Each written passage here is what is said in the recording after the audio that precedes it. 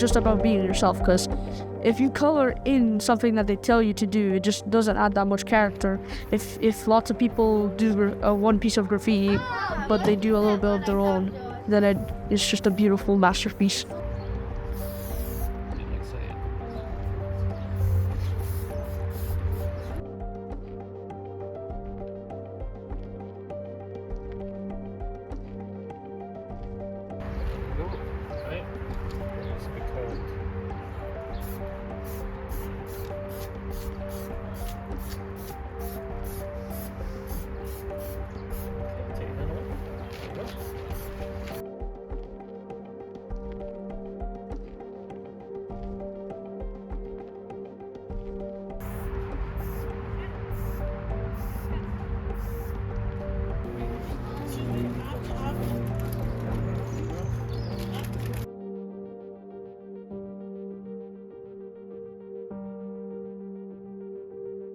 If it has something, a little bit of your own pizzazz into it, it'll just be really nice.